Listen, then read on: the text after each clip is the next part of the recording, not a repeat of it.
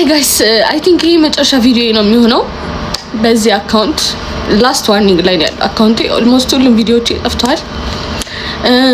ማስተላለፍ የመጣው ሀሳብ የኢትዮጵያ ኦርቶዶክስ ቤተክርስቲያን ከዚህ በኋላ እኔ ጋር እንዳትመጪ ትወክለኛለሽ ብለሽ እኔ አልወክልሽም። እሺ እናቴ አንቺን ሌቦች ምኖች ናቸው ሊወክሉሽ የከበቡሽ እና እኔ ልረዳሽ አልችልም። እነሱ 30-60 እየተካፈሉ ከነዲያን ጋር እነሱ ይጠብቁሽ። እኔ መጥቼ ካስቀደስኩብሽ ጸበል ከተጠመቅኩብሽ እናት ከሆንሽኝ ለኔ ቤተክርስቲያን ይበቂ ነሽ።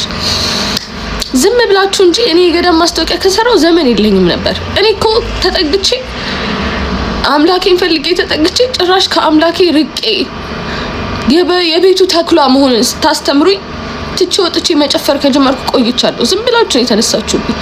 ስለዚህ ሃይማኖተኞችም ለእናንተ የሚሆን ፔጅ አይደለም። እዚህ ፔጅ ላይ አይዘመርም ምን አይልም። ቲክቶክ ላይ ስመጣ እኔ እንደውም እምነትም የለኝም። ከዚህ በኋላ ከመጣው ነው ወደ ዩቲዩብ መሄድም ይመስለኛል። ዩቲዩብ ልከፍት እያሰብኩኝ ነው። ምክንያቱም በቃ ደከመኝ ጋይስ። አሁን ደግሞ ከሰው ጋር አይደለም ገባችሁ ፋይት እያደረኩ ያለሁት በመንጋ ካሉ የመቅደስ እንትኖች አጋንንቶች ጋር ነው ፋይት እያደረኩ ያለሁት እና እነዚህ ደግሞ ይከብዱኛል። እኔ አልቻልኩም እውነት። እኔ ቦኒ ታደሽ ማለት ጀመርኩኝ ዛሬና ከፋኝ እንደዚህ ማለት የራሱ። ስለዚህ አትምጡብኝ እሺ። እኔ ጋር መጣችሁ ምንም የምካፈላችሁ ነገር የለም። በጣም ብዙ ቲክቶከሮች አሉ እስካሁን የገዳም ማስታወቂያ የሚሰሩ ከነሱ ጋር ጨርሱ። እኔ አልፈልግም፣ አልሰራም። ጣልቼው ነው የወጣሁት። መጨፈሩ መርጫለሁ። ብር ከመብላት ከገዳማውያን ከነዲያን ብር ከመብላት መጨፈሩን መርመጥመጡን ሞክሬያለሁ።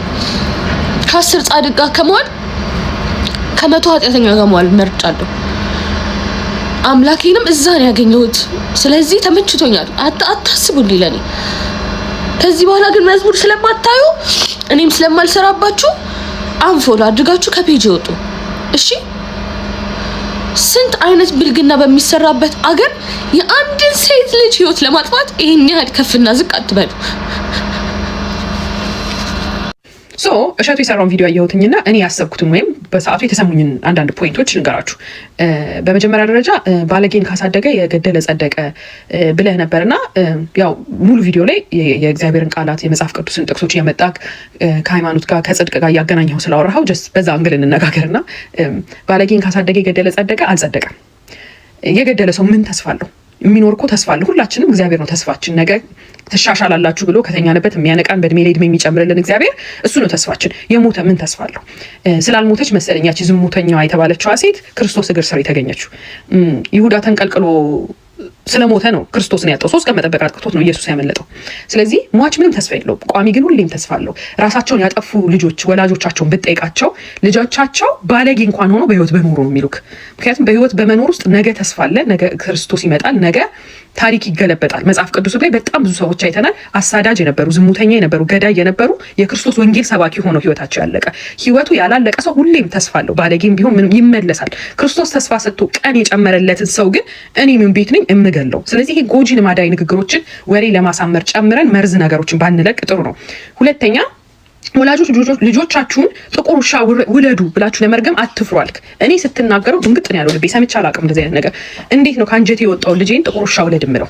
ምን ቢያረገኝ ነው? ሞትም ህይወትም በምላሳችሁ ላይ ነች ነው የሚለው አይደል መጽሐፍ ቅዱስ። እዚህ ጋር መጥቼ እግዚአብሔር መንፈስ ቅዱስን በሰበኩበት በለመንኩበት አፌ መልቼ ልጄን ጥቁር ውሻ ለምን እለዋለሁ? ጥቁር ውሻ ውለድ ባይሆን ከልቤ ካሳዘነኝ በጣም ልቤ ከተሰበረ በልጄ ከቆረጥኩበት ባይሆን ጥቁር ድንጋይ ተሸክሜ ቤተክርስቲያን በር ላይ ቆሜ አለቅስለታለሁ እንጂ ጥቁር ውሻ ውለድ ብዬ ልጄን አልረግመውም። ሌላው ሲቀጥል ሀሳቡ ሰፊ ሆኖ ሳለ እየጠበበ እየተጨመቀ ሄዶ የሆነ አንድ ሰው ላይ ፎከስ ሆነ። ያ ደግሞ አግባብነት አለው ብዬ አላስብም። አሁን ላይ ቲክታከሮች ተበላሽተዋል ወይም ቲክታክ ልክ አይደለም ብሎ የሚወቅስ ሰው በሙሉ መጀመሪያ ያለበት ከአርቲስቶች ነው። አርቲስቶችን ሲያይ ያደገ ትውልድ፣ አርቲስቶቹን ሳድግ እንደነሱ ሆናለሁ ብሎ ያደገ ትውልድ ነው ዛሬ ፍሪ የሆነ ፕላትፎርም ሲመጣለት እጁ ላይ እንደፈለገ እየሆነ ያለው። ስለዚህ ከላይ መጀመሪያ ያለብን ይመስለኛል። ከላይ የተሳሳተውን ስህተት ማስተካከል መጀመሪያ ያለብን ይመስለኛል። ሌላኛው ደግሞ ምንድነው በዝሙት የሚመጣ ብር ብቻ ቤተክርስቲያን መግባት የለበትም ነው ፖይንቱ አይደለ?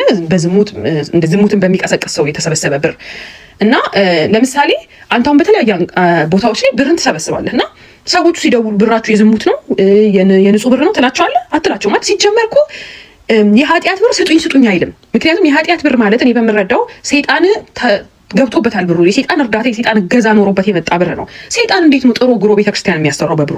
የኃጢአት ብር በፍጹም ስጡኝ አይልህም። እንዲቀደተ ቃጥለ ሳትሞቀዋለህ እንጂ ስጠኝ አይልህም። እና አንዳንዴ የምናስተላልፋቸውን መልእክት እንደ ትልቅ ፕላትፎርም እንዳለን ሰው ብዙ ኤዲተር ብዙ ሪቪው እንደሚያልፍ ቪዲዮዎች እነዚህ መርዛማ የሆኑ ቃላቶችን ባንጥል።